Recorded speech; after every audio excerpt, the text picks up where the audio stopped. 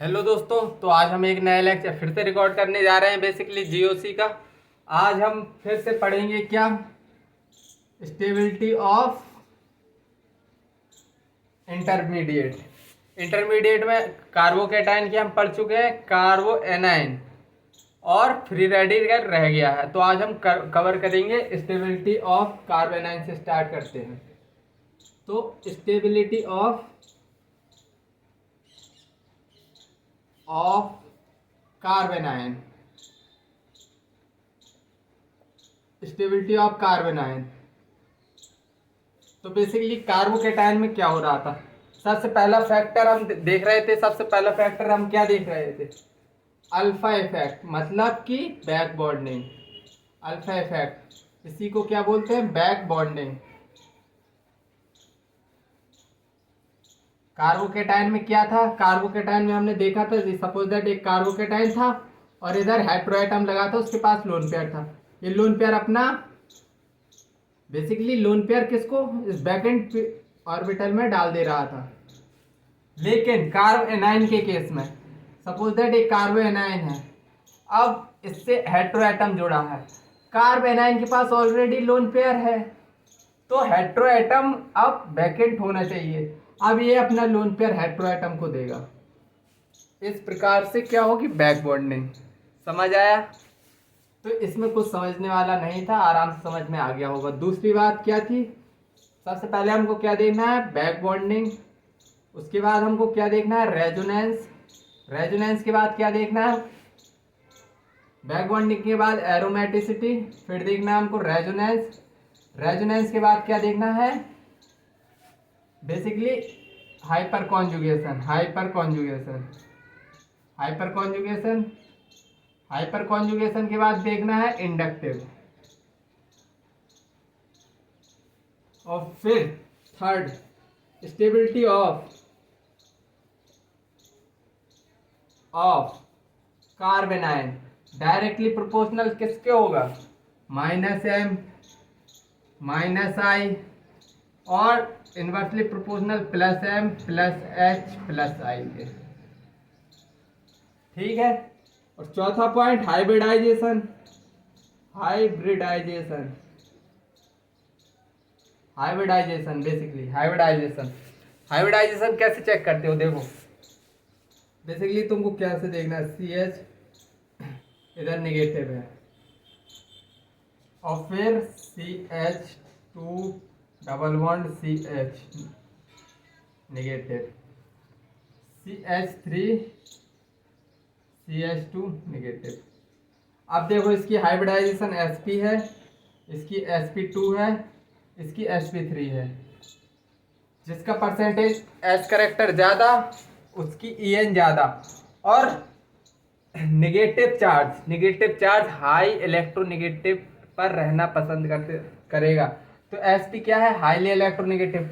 इसका इलेक्ट्रोनेगेटिव का ऑर्डर क्या होता है, sp के बाद sp2 के बाद sp3। तो निगेटिव चार्ज कहाँ स्टेबल रहेगा, हाई En पे, मतलब इसका ऑर्डर कुछ यूं निकलेगा। इतनी स्लाइड समझ में आई? तो डायरेक्ट क्वेश्चन पे कूदते हैं। कहाँ, क्वेश्चन पे डायरेक्ट क्वेश्चन करेंगे। कंपेयर स्टेबिलिटी,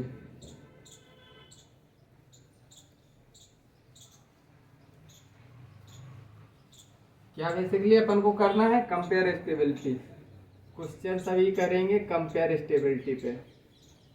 कंपेयर स्टेबिलिटी, हमको बेसिकली स्टेबिलिटी देखना है। तो देखो क्वेश्चन करो, क्वेश्चन से समझ आएगा। पहला क्वेश्चन,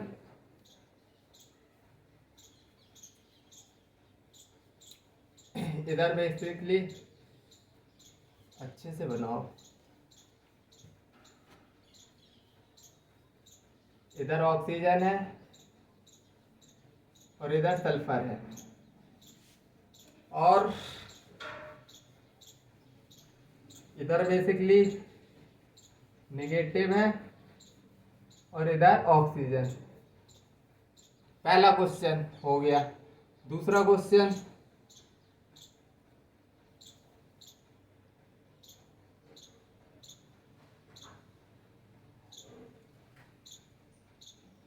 OMe,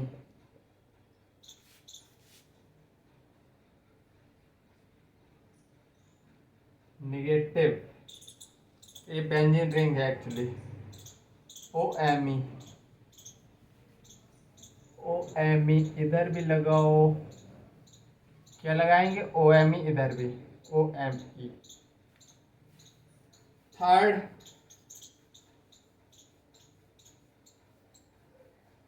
अच्छा क्वेश्चन है, अच्छे अच्छे क्वेश्चन सभी हैं, बस अच्छे से करना है तुमको। अच्छे क्वेश्चन सभी हैं, बस अच्छे से करना है। सल्फर सल्फर, ये कुछ क्वेश्चन खास है।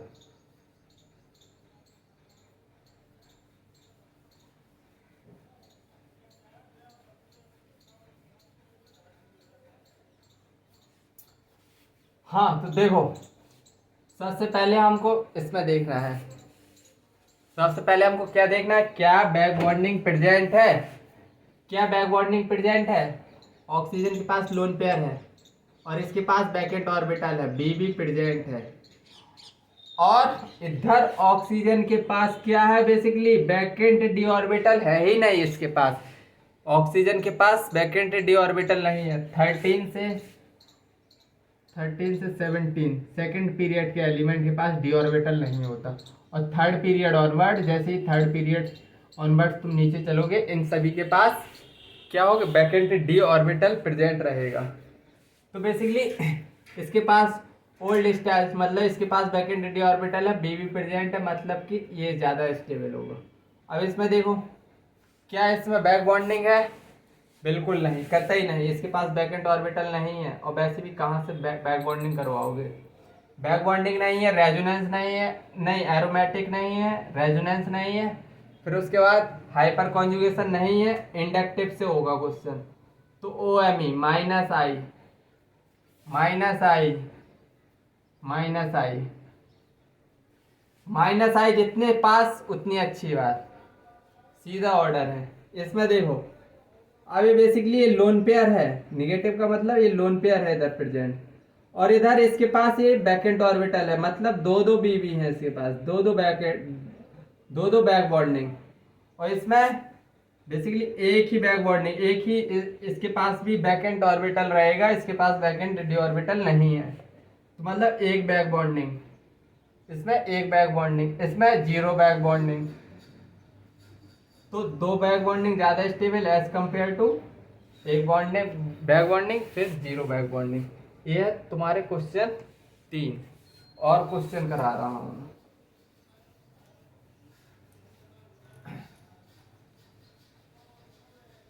कार्ब एनाइन आज का देख लेना लेक्चर। तो आज के बाद तुमको इंटरमीडिएट की स्टेबिलिटी से कुछ सवाल फंसने के नहीं रहेंगे। देखो क्वेश्चन, इधर नेगेटिव और बेसिकली इधर नेगेटिव। क्वेश्चन टिक टिक टिक टिक, इधर बेसिकली एक डबल बॉन्ड,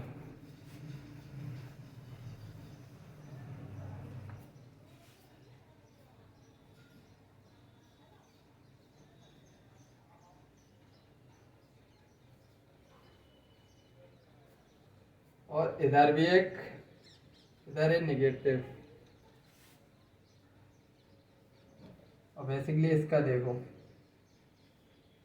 इधर बेसिकली इधर नेगेटिव लगा दो अब, और इधर मिथाइल ग्रुप, और इसमें, और एक मैं जिंदगी की एक अच्छी बात बता दूं, तो कहो तो बता दूं, अगर बेंजीन रिंग पे पास के ऊपर पॉजिटिव हो, नेगेटिव हो, फ्री रेडिकल हो, रेजोनेंस में पार्टिसिपेट नहीं करते। ठीक है, ये जिंदगी की मोस्ट इंपॉर्टेंट लाइन है, जिसको समझ में आ गई वेल एंड गुड, बहुत अच्छी बात है। चलो इसमें देखो, इसमें सबसे पहले बैक बॉन्डिंग तो है नहीं, रेजोनेंस देखो नहीं, उसके बाद एरोमेटिसिटी देखना है। तो एरोमेटिक में 2 4 6 6 पाई इलेक्ट्रॉन मतलब 6 पाई इलेक्ट्रॉन है, मतलब एंटी एरोमेटिक, एंटी एरोमेटिक है। इसमें 6 इलेक्ट्रॉन, 6 पाई इलेक्ट्रॉन है, एरोमेटिक है। और ये क्या है, एंटी एरोमेटिक, 4 पाई इलेक्ट्रॉन, तो एरोमेटिक ज़्यादा स्टेबल होता है। इसमें देखो एक रेजोनेंस और इसमें 0 रेजोनेंस, तो ये वाला स्टेबल। अब इसमें देखो, इसमें बैक बॉन्डिंग लग रही है क्या, नहीं, रेजोनेंस नहीं, तो इंडक्टिव हाइपर कॉन्जुगेशन भी नहीं लग रहा, मतलब अब हमको आना पड़ेगा कहाँ, इंडक्टिव इफेक्ट, प्लस आई प्लस आई प्लस आई। और देखो नेगेटिव के दूर, जितने दूर रहेगा प्लस आई उतनी ही अच्छी बात रहेगी, समझे, क्योंकि इन्वर्सली प्रोपोर्शनल होता है।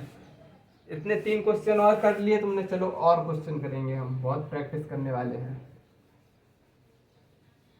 कार्बो एनायन की बहुत ज़्यादा प्रैक्टिस करने वाले हैं। तो बेसिकली 6 सवाल हो गए, अभी हमको और क्वेश्चन करने हैं। इसमें देखो अब आएगा मजा, तुम ये गलत कर दोगे मुझे पता है, भरोसा है। जिसने सही कर दिया उसको एक चॉकलेट, उसको मेरी तरफ से एक चॉकलेट। ये वाला क्वेश्चन मोस्टली लोग सही कर देंगे। PH3 carbon negative, PH2 carbon negative, PH carbon negative, H2। और फिर इधर बेसिकली टिचकियाँ टिचकियाँ टिचकियाँ टिचकियाँ टिचकियाँ टिचकियाँ, फिर टिचकियाँ नेगेटिव, फिर एक क्वेश्चन और करो इधर ही। ज़्यादा क्वेश्चन तो नहीं ले लिए कि स्लाइड में, नहीं लिए, बिल्कुल नहीं लिए।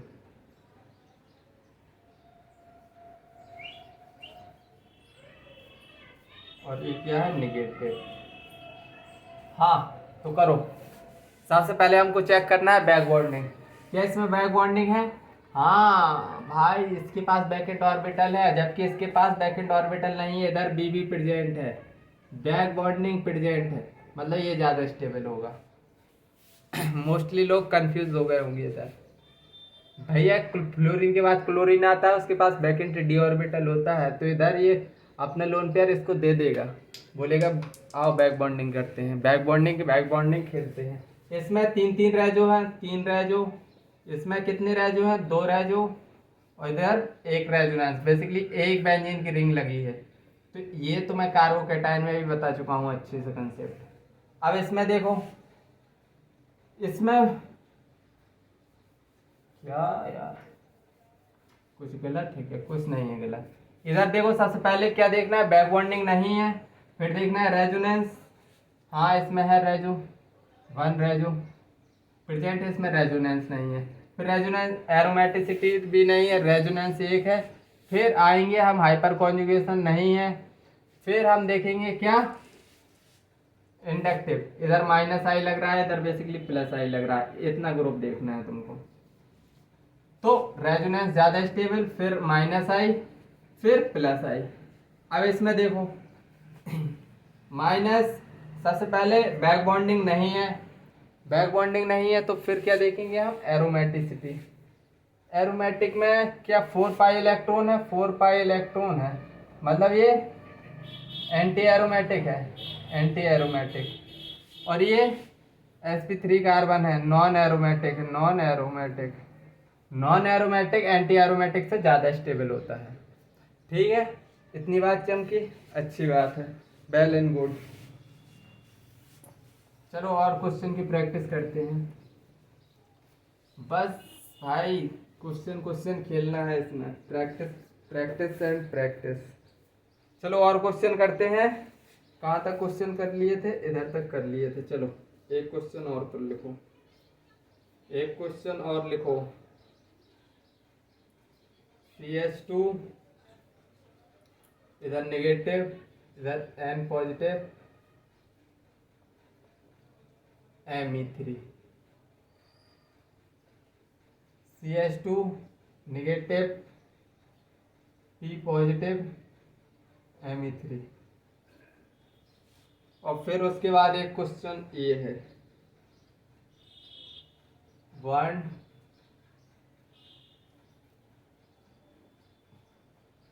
1 इधर नेगेटिव लगा दो, इधर NO2 लगा दो, इधर नेगेटिव लगा दो, इधर CH3 लगा दो। बेसिकली थर्ड क्या है, ये सेकंड है,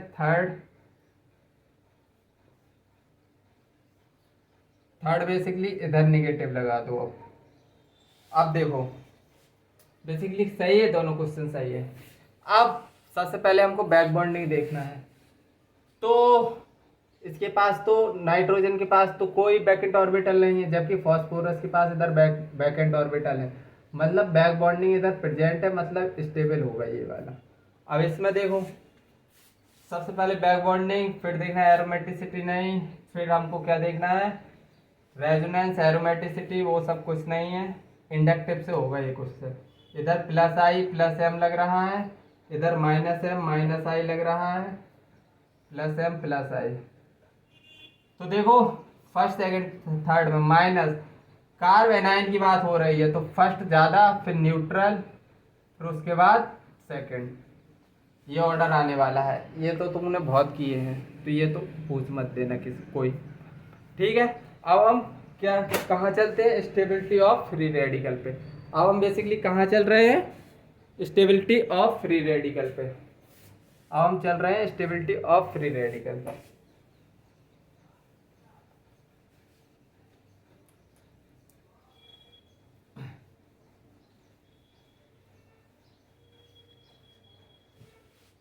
stability of free radical, stability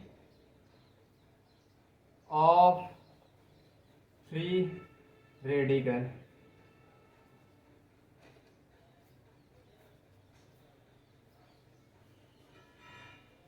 अच्छे से लिखो, स्टेबिलिटी ऑफ फ्री रेडिकल, अच्छे से लिखो। तो बेसिकली स्टेबिलिटी देखने वाले हैं हम, स्टेबिलिटी ऑफ फ्री रेडिकल। इसमें फ्री रेडिकल क्या होता है, तुमको इतनी बात तो पता होगी यार, एक इलेक्ट्रॉन अनपेयर्ड इलेक्ट्रॉन होता है, इसको हम बोलते हैं फ्री रेडिकल। क्या इसमें बैक बॉन्डिंग देखने को मिलेगी? बैक बॉन्डिंग में क्या हो रहा था, दो पेयर्ड इलेक्ट्रॉन जा रहे थे एक डब्बे में। अब ना तो ये दो इलेक्ट्रॉन दे सकता है, ना दो एक रख सकता है। एक ऑर्बिटल में मैक्सिमम दो इलेक्ट्रॉन हो सकते हैं एक ऑर्बिटल में। तो बेसिकली इधर बैक बॉन्डिंग जैसी कोई चीज़ देखने को नहीं मिलेगी। अब हम कहाँ जाएंगे, एरोमेटिसिटी भी नहीं देखेंगे इधर हम सबसे पहला पॉइंट सबसे पहले देखेंगे हम क्या, बेसिकली रेजोनेंस, और फिर उसके बाद हाइपर कॉन्जुगेशन, हाइपर कॉन्जुगेशन के बाद क्या देखेंगे हम, इंडक्टिव। बस हमको बैक बॉन्डिंग एरोमेटिसिटी देखना ही नहीं है। Second, stability of carbon free radical, directly proportional है प्लस एम प्लस आई के, और इन्वर्सली प्रोपोर्शनल है plus M plus H plus I के, और इन्वर्सली प्रोपोर्शनल किसके है, माइनस एम माइनस आई के। ठीक है, थर्ड पॉइंट अगर मैं इसके फ्री रेडिकल बनाऊँ, सेम में कार्बोकेटाइन है यार, ये भी कार्बोकेटाइन के जैसा। थर्ड भी देख लो, थर्ड भी हाइब्रिडाइजेशन वाला पॉइंट देख लो, hybridisation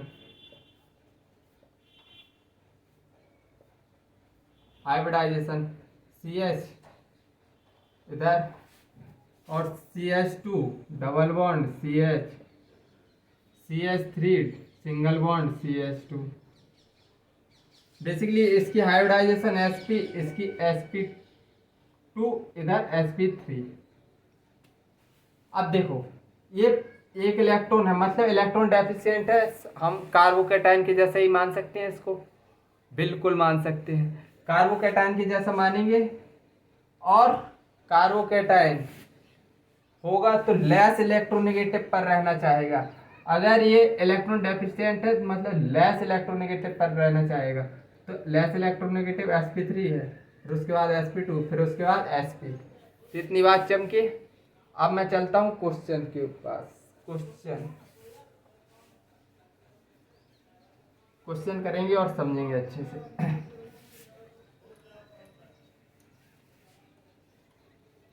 basically compare stability. Question क्या होंगे? Compare stability. बेसिकली हमको स्टेबिलिटी कंपेयर करानी है। चलो क्वेश्चन देख लो कुछ। एक पहला क्वेश्चन लिखो।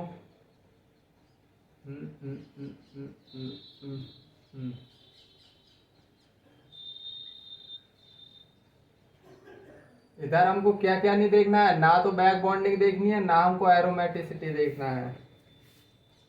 इतनी बात समझ लो अच्छे से, और क्वेश्चन अपने दिमाग से करो पहले। इधर कार्बन फ्री रेडिकल, मैंने अभी एक बात बताई थी, अगर बेंजीन रिंग के ऊपर कार्बोकेटाइन, कार्बेनाइन और कार्बन फ्री रेडिकल हो तो रेजोनेंस शो नहीं करता। इतनी बात फिर से बता दी। बहुत इंपॉर्टेंट बात है, अच्छे से जहन में घुसा लो, उतना ही अच्छा रहेगा जितने जल्दी घुसा लोगे।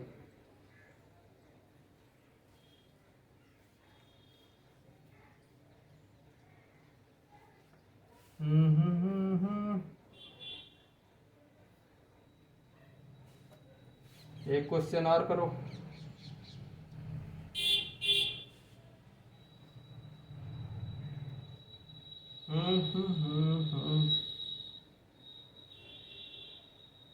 एक क्वेश्चन और करो। चलो हटाओ यार। चलो देखो क्वेश्चन, बताओ इसमें क्या है? रेजोनेंस झमाझम चल रहा है। इधर हमको बाय बैक बॉन्डिंग और एरोमेटिसिटी इसमें नहीं देखना है। तो इसमें रेजोनेंस झमाझम चल रहा है, बिल्कुल रेजोनेंस बहुत भयंकर चल रहा है। इधर एक रेजो है इधर, और इधर मैंने क्या बोला था? बेंजीन रिंग के पास कार्बोकेटाइन, कार्बोनाइन और कार्बन फ्री रेडिकल हो तो उधर रेजोनेंस नहीं होता है। No reso, no reso. तो स्टेबल सबसे ज्यादा ये, फिर ये, फिर ये। अब इधर देखो, इधर कैसे करेंगे? दो रेजोनेंस है, कार्बन फ्री रेडिकल इधर, फिर इधर करेगा टू रेजो। अब इधर एक रेजो, एक ही रेजो तो है, फ्री रेडिकल, फिर सिंगल बॉन्ड, डबल बॉन्ड। इधर कोई रेजो दिखाई दे रहा है? No reso. तो स्टेबल हो गया ये, फिर उसके बाद ये, फिर उसके बाद ये। अब इसमें देखो रेजोनेंस तो दिखाई नहीं दे रहा है, उसके बाद क्या लगाना है? Hyper conjugation. तो 3 अल्फा हाइड्रोजन इधर, 3 अल्फा हाइड्रोजन इधर, 3 अल्फा हाइड्रोजन, 9 अल्फा हाइड्रोजन इधर, 3 दूनी 6 अल्फा हाइड्रोजन इधर, 3 अल्फा हाइड्रोजन। तो स्टेबल कौन हो गया? फ्री रेडिकल के क्वेश्चन कहाँ से बनते हैं? बेसिकली एक चीज इधर से पूछ लेगा, और बेसिकली कैसा क्वेश्चन पूछेगा देखो मैं बताऊं, अब बता रहा हूँ। कंपेयर बॉन्ड एनर्जी करके पूछता है, और लड़के उसमें खूब गलत करते हैं, लेकिन अब नहीं करेंगे। कंपेयर बॉन्ड एनर्जी करके पूछता है। कैसे कंपेयर पूछता है? Compare bond energy. और देखो suppose that CH2 double bond CH, single bond CH2, और ये हाइड्रोजन CH3 CH2 CH2, और ये हाइड्रोजन। अब सपोज दैट इसको तोड़ने में एनर्जी लगी x, और इसको तोड़ने में एनर्जी लगी y। तो बॉन्ड एनर्जी तुमको कमेंट करना है बॉन्ड एनर्जी पे। तो सबसे पहले तुम इसको होमोलिटिक तोड़ोगे, तो एक इलेक्ट्रॉन इसको दे दो, एक इलेक्ट्रॉन इसको, एक इलेक्ट्रॉन इसको दे देना, एक इलेक्ट्रॉन इसको। अब देखो इसको बना के देखो, CH2 डबल बॉन्ड CH2, ऐसे ही तो बन रहा है। और इसको बना के देखो CH3 CH2 CH2। अब बताओ, इधर रेजोनेंस है, इधर रेजो प्रेजेंट है, रेजो प्रेजेंट है, और इधर नो रेजो। सबसे पहले रेजोनेंसी तो देखते हैं फ्री रेडिकल में, मतलब ये ज़्यादा स्टेबल है। तो अगर ये ज़्यादा स्टेबल है तो बॉन्ड एनर्जी किसकी ज़्यादा होगी? बॉन्ड एनर्जी पे कमेंट करो, एक्स की ज़्यादा होगी या वाई की। देखो अगर ये स्टेबल बन रहा है तो एनर्जी क्या लगी होगी? कम लगी होगी ना यार, एनर्जी कम लगी होगी, तुरंत टूट गया होगा। मतलब एक्स की बॉन्ड एनर्जी क्या होगी बताओ? बेसिकली एनर्जी, इधर रेजोनेंस है, बॉन्ड एनर्जी सिंपली समझो stability of free radical, stability of free radical. अब कर दो कमेंट यार, बता दिया पूरा सब कुछ। Bond energy stability of free radical होता है, तो बॉन्ड एनर्जी किसकी ज़्यादा होगी यार?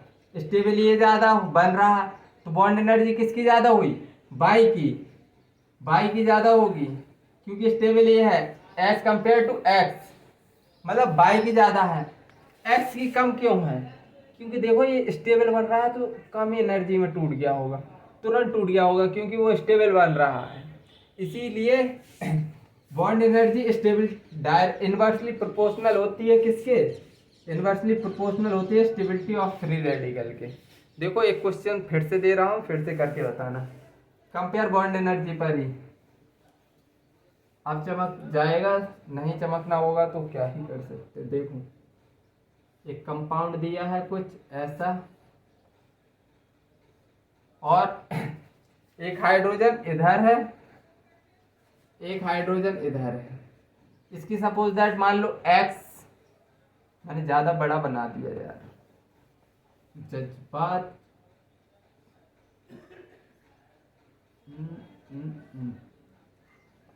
अब नहीं बनाएंगे ज्यादा बड़ा। और देखो इधर डबल बॉन्ड है, इधर हाइड्रोजन है, इसकी बॉन्ड एनर्जी एक्स मान लो, और इधर एक हाइड्रोजन है उसकी वाई मान लो। अब देखो तोड़ो इसको तो कैसे स्ट्रक्चर बनेगा, और इसको तोड़ो तो कैसे स्ट्रक्चर बनेगा। तो देखो दोनों स्ट्रक्चर बना के देखते हैं। तो दोनों स्ट्रक्चर बनाते हैं, एक फ्री रेडिकल इधर अगर एक्स को तोड़ा और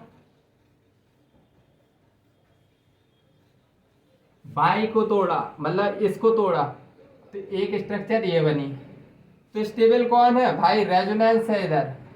अगर ये स्टेबल है तो इसकी बॉन्ड एनर्जी क्या होगी? कम होगी। बॉन्ड एनर्जी की क्या होगी? कम होगी। Bond energy inversely proportional to stability of free radical, मतलब इसकी बॉन्ड एनर्जी क्या होगी? कम होगी, बाई की कम होगी एज कंपेयर टू एक्स। ये ऑर्डर है, अब समझ में आ गया होगा। अब छोटा सा कंसेप्ट एक बच रहा है, उसको मैं इधर ही कंप्लीट करूंगा, डांसिंग रेजोनेंस। डांसिंग रेजोनेंस, तुम सोच रहे होगे सर एक चीज भूल रहे हैं, मिस कर रहे हैं, वो सही जगह पर बताना जरूरी है। Dancing resonance, dancing resonance actually क्या होता है? डांसिंग रेजोनेंस, डांसिंग रेजोनेंस आज से तुम नहीं भूलोगे। एक कार्बोकैटायन है तो इसके पास बैकेंड पी ऑर्बिटल होगा, मतलब क्या होगा? इसके पास बैकेंड पी ऑर्बिटल बिल्कुल होगा, बैकेंड पी होगा। अब बेसिकली इधर भी पी ऑर्बिटल्स है, देखो इस तरह प्रेजेंट है,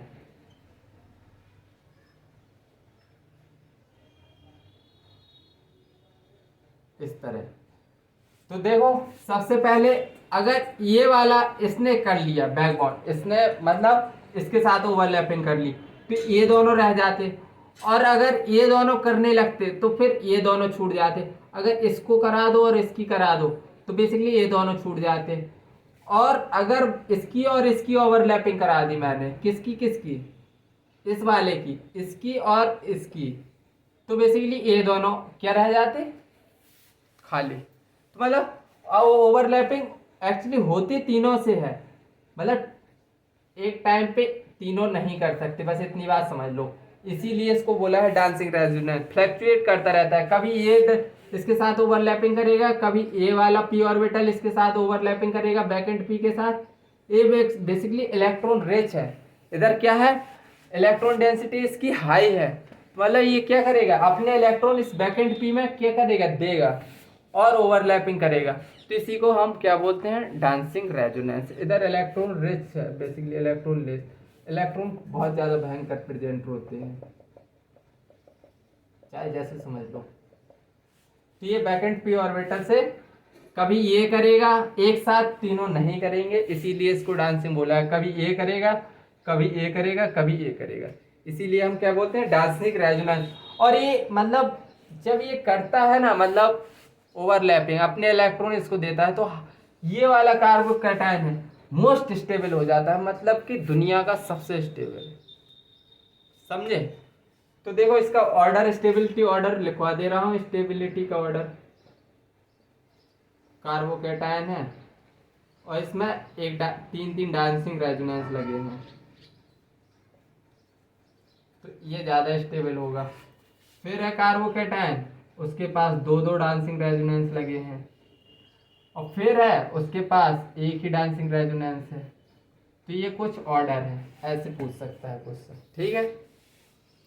और इसके अलावा मैं स्टेबिलिटी ऑफ कार्बोकैटायन की एक मतलब पूरी पीरियड, मतलब ओवरऑल डांसिंग रेजोनेंस को इंक्लूड करके, ट्रोपोनियम को इंक्लूड करके स्टेबिलिटी का ऑर्डर लिखवा दे रहा हूँ। वो चीज़ और याद रख लेना, तो फिर तुम्हारा इधर से काम खत्म, और इधर तुम्हारा स्टेबिलिटी ऑफ इंटरमीडिएट अच्छे से रैप अप होगा। देखो स्टेबिलिटी ऑफ कार्बोकैटायन, स्टेबिलिटी